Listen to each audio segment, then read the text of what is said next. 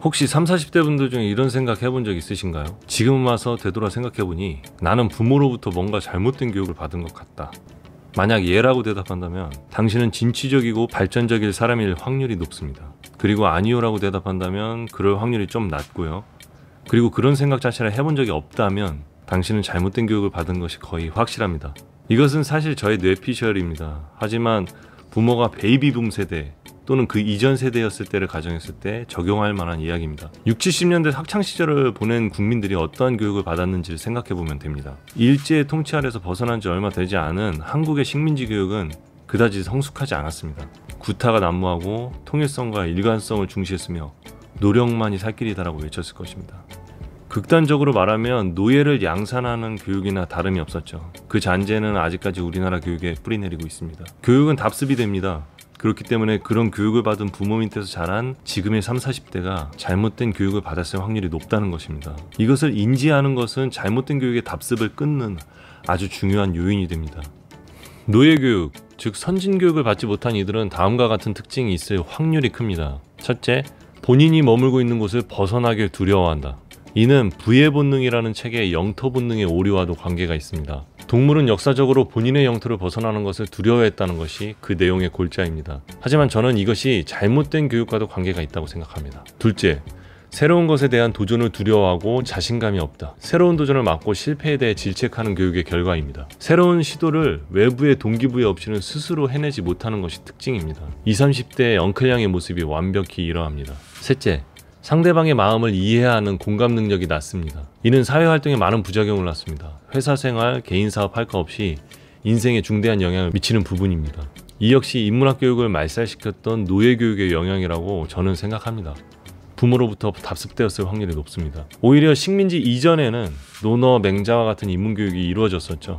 엉클양이 제일 극복하기 힘들어하는 부분이기도 합니다. 보통은 이러한 문제점은 유년 시절 가정폭력, 괴롭힘 등으로 전두엽 발달에 문제가 생기는 것이 주요 원인으로 알고 있습니다. 저는 이러한 사실을 늦게 깨달은 편입니다. 그렇다면 제가 이것을 인지하게 된 계기는 무엇이었으며 본인에 대해서 이러한 교육의 답습을 끊으려면 어떻게 해야 할까요? 저 같은 경우는 첫째로 제가 지금까지 살아온 바운더리를 벗어난 일이었습니다. 이게 자의가 됐던 타의가 됐던 벗어났어요. 이는 새로운 사람을 만난다는 것과도 일맥상통합니다. 내가 지금까지 살아온 울타리를 벗어난다는 것은 노예들에게는 큰 도전이고 해서는 안 되는 일이기도 합니다. 동시에 계몽이 되는 시발점이기도 합니다. 예를 들어 시골 촌사람이 서울로 상경을 하는 행위나 한국을 벗어나 외국에서 연수를 하는 것 등이 이에 해당합니다. 조선시대의 갑신정변의 주역들인 박영효, 김옥균, 서재필 등 이런 분들이 해외로 나가 유학을 하려 했던 것도 이 때문이겠죠. 독립협회의 회원들도 마찬가지입니다.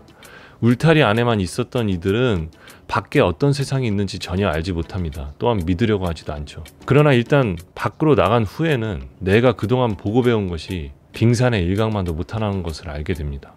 무릎을 탁 치게 되죠. 즉, 내 자신이나 본인의 이세를 의도적으로 선진교육을 받을 수 있는 곳으로 내몰아야 한다는 것입니다. 필연적으로 선진교육을 받을 수 있는 곳은 소득 수준이 높은 곳일 수밖에 없으며 그 안에 합류하는 것이 계몽하기 좋다는 것입니다. 만약 그렇게 한다면 본인 세대는 아니더라도 그 다음 세대들이 풍요로운 삶을 살 확률이 높아질 것입니다. 두 번째는 독서입니다. 내가 머물고 있는 곳을 벗어나지 못하는 상황이라면 선진교육을 접할 수 있는 유일한 방법은 간접 체험뿐입니다. 수많은 천재 철학자들이 감옥에 들어갈 때조차 책을 가지고 들어간 이유는 이 때문일 것입니다. 공자, 맹자, 카를 융, 프란시스 베이컨, 프로이트, 마르크스 등 이전 세대의 천재들이 이미 집필해 놓은 서적들이 있습니다.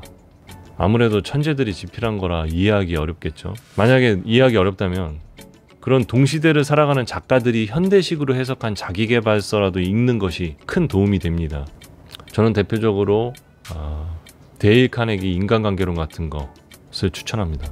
엉클양은 아이를 낳기 전에 육아교육에 대한 서적 20권 정도를 읽으면서 부모로부터 배운 교육이 잘못된 것을 깨닫게 된 케이스입니다. 수많은 자기계발 채널의 유튜버들이 독서의 중요성을 설파하고 있는 것은 우연이 아닙니다. 그렇다고 본인이 교육을 잘못 받았다고 부모를 원망할 필요는 없습니다. 부모는 아무 잘못이 없습니다. 그들 역시 피해자이기 때문입니다. 저도 처음에는 부모를 원망했지만 이제는 마음을 고쳐먹었습니다. 내 스스로가 앞으로 발전하면 그만입니다. 그리고 부모의 마인드를 설득하려고 하지 마세요. 가족 구성원의 설득은 아무 소용이 없고 오히려 갈등을 부추길 뿐입니다. 어릴 때 받은 교육은 평생을 좌우하지만 방법이 없는 것은 아닙니다. 성인이 되어서 내 자신을 발전시키는 일은 어렵지만 가능합니다. 이미 세뇌된 내 자신을 바꾸는 방법은 무엇이 있을까요? 다음 영상에서 뵙겠습니다.